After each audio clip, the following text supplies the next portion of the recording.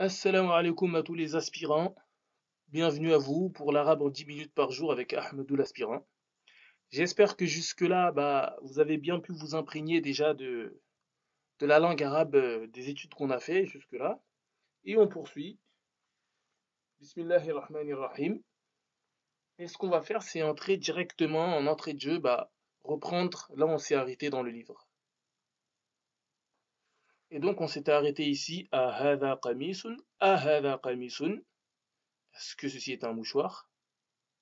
Plutôt, est-ce que ceci est une chemise? La, hada mindilun. Ceci est un mouchoir. Mindilun, ça veut dire mouchoir. Et donc là, iqra waktub, le prochain exercice. Lis, puis écris. Alors, ma hada, vous voyez, il n'y a pas les voyelles, c'est fait exprès parce qu'en langue arabe, en réalité, lorsqu'on est assez accoutumé, on ne met plus les voyelles dans les textes, dans les écrits. Donc vous allez voir des livres en langue arabe où il n'y aura plus les voyelles, et ce sera vraiment à la personne, au lecteur de deviner. Ceci pourquoi? Parce qu'à force d'habitude et d'apprentissage de la langue arabe, on n'a plus besoin des voyelles, on les comprend par soi-même parce qu'on connaît les règles. Et là, l'auteur nous a accoutumé un petit peu à cela avec les mots qu'on a déjà appris. Donc, ma hadha, qu'est-ce que ceci? Hadha qalamun. Dites bien qalamun. Parce qu'il n'y a pas al devant, donc ça va être qalamun. Le tanwin, il y est. Et nous, on comprend, on sait qu'il y est, parce que s'il n'y a pas al, forcément, ça doit finir par qalamun. Hadha kalbun. Ceci est un chien. Man hadha. Qui est ceci? Hadha tabibun. Ceci est un docteur. Et je vous avais dit qu'on pouvait dire ma ou man. Man, c'est pour les êtres qui sont doués de raison. Donc ça sera pour les hommes. En langue arabe, ce sont pour les hommes, les anges ou les djinns. Et ma, ça sera pour tout le reste. Les choses, les animaux, etc. Hadha jamalun. Ceci est un chameau. Ahadha kalbun. Est-ce que ceci est un chien? Là, non. Hadha qittun. Ceci est un chat. Ahadha dikun. Est-ce que ceci est un coq? Naam, oui. Ahadha hisanun. Est-ce que ceci est un cheval? Là, non. Hadha himarun. Ceci est un âne. Hadha mindilun. Ceci est un mouchoir. Ahadha waladun. Est-ce que c'est un enfant? Naam. Man hadha? Qui est-il? Hadha rajulun. C'est un homme. Donc là, on a fini le premier exercice et littéralement, nous avons fini la première leçon. Donc félicitations à vous. On avance petit à petit dans le livre. Et ce qu'on va faire, c'est faire un petit résumé du vocabulaire des mots qu'on a appris. Donc voilà la feuille de vocabulaire. Et on revient, ça nous fait une petite révision des mots qu'on a déjà vus avant.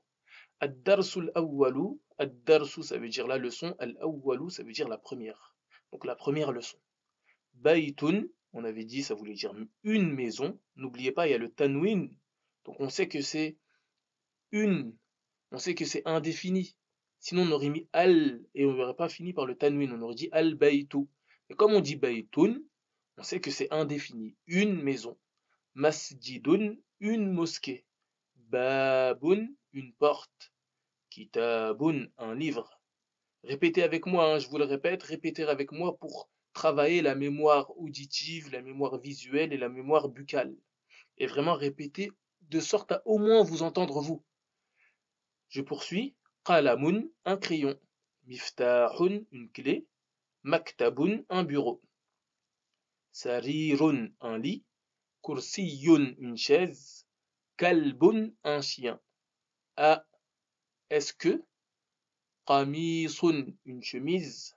Najmun, une étoile. Man, qui? Tabibun, un médecin. Waladun, un enfant. Talibun, un étudiant. Rajulun, un homme. Tajirun, un commerçant. Qittun, un chat. Hisanun, un cheval. Jamalun, un chameau. Dikun, un coq. Mudarrisun, un professeur, un instituteur. Mindilun, un mouchoir. himarun, un âne, ma, qu'est-ce ou quoi, na'am, oui, la, non. Donc n'ayez pas peur, hein, n'ayez crainte, il y a du vocabulaire, mais à force, on va tellement l'utiliser au cours de l'apprentissage que ça va devenir comme si vous l'avez toujours su. Donc désormais, on va poursuivre la prochaine leçon, la leçon 2. الدرس الثاني, la deuxième leçon. Et le titre de la deuxième leçon, c'est ذلك. Et donc là, je vais vous dire quelque chose. La première chose qu'on avait appris, nous, la première leçon, c'était هذا, pour dire ceci. Et ذلك, ça va vouloir dire cela. Quelle est la différence entre هذا et ذلك?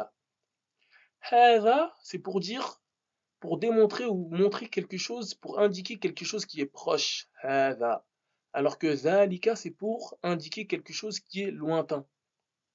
Et en langue arabe, ces deux ذلك et هذا sont des ismes. On dit en langue arabe ismu ishara, des noms qui indiquent. Alors comme vous pouvez le voir ici, ismun ishara, il n'y a pas besoin d'apprendre, c'est juste pour vous le dire. هذا, c'est pour ceci, proche. ذلك, cela, éloigné.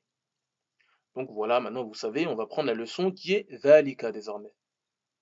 Alors, ma ذلك, qu'est-ce que cela?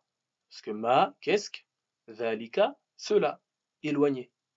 On voit quoi une étoile? Donc on va dire ذلك, comme ici, najmun, ceci est une étoile. Et on poursuit, هذا masjidun, donc ceci, ce qui est proche, c'est une mosquée. وذلك, et ce qui est éloigné, baytun, une maison. Et ce qui est éloigné est une maison. هذا حصان, ceci, ce qui est proche, c'est un cheval. وذلك, et ce qui est plus éloigné, حمار, un âne. أذلك كلب, est-ce que ceci est un chien? Là. Est-ce que cela est un chien éloigné? Là. ذلك قط, cela est un chat. ما ذلك, qu'est-ce que cela éloigné? ذلك سرير, cela est un lit. من هذا, qui est celui-ci proche? ومن ذلك, et qui est celui-ci éloigné? هذا مدرس, celui qui est proche, c'est un enseignant. وذلك, et c'est celui qui est éloigné, إمام. Ils nous ont dessiné là un imam qui prie devant les prières derrière. Donc ذلك إمام. Vous vous rappelez, il y a toujours le tanwin, donc un imam. ما ذلك, qu'est-ce que cela éloigné? ذلك حجر, un nouveau mot du vocabulaire, حجر, une pierre. Cela est une pierre. هذا سكر وذلك لبن. Ce qui est proche, ceci, c'est du sucre. Un sucre. Et ce qui est éloigné, c'est du lait. Donc ce qui est proche, c'est du sucre, et ce qui est éloigné, c'est du lait. Et un professeur m'a dit que sukkar, ça ressemble à sugar en anglais, et que le mot en réalité sugar vient de la langue arabe sukkar. Peut-être, voilà, le mot sucre, ça ressemble aussi, donc peut-être que l'origine, donc réellement, c'est le mot sukkar qui vient de la langue arabe. Tamrin, iqra waktub, lis, puis écris. Donc on va lire ensemble. Et vous voyez, il n'y a pas les harakas, il n'y a pas les voyelles, donc c'est à nous de deviner la terminaison de chaque mot et quel est le mot. هذا سكر وذلك لبن. من ذلك. ذلك إمام. أذلك قط؟ لا. ذلك كلب. ما هذا. هذا حجر.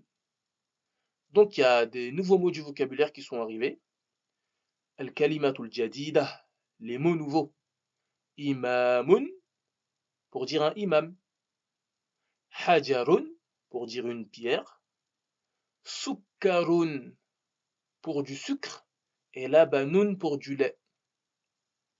Donc, nous sommes arrivés. Nous avons déjà fini la leçon numéro 2. et on arrive aux 10 minutes pile poil. Alors je vais vous dire assalamu alaikum et à la prochaine. Mais avant tout, rappelez-vous, وَلَقَدْ يَسَّرْنَا الْقُرْآنَ لِلذِّكْرِ فَهَلْ مِن مُدَّكِرٍ. Notre apprentissage du Coran et de tout ce qui est en lien avec le Coran nous est facilité pour ceux qui veulent se rappeler Allah et ceux qui sont prêts à s'y donner des efforts. Alors on se rappelle pourquoi on apprend la langue arabe. Et on se dit à demain pour l'arabe en 10 minutes par jour ou presque. Assalamu alaikum.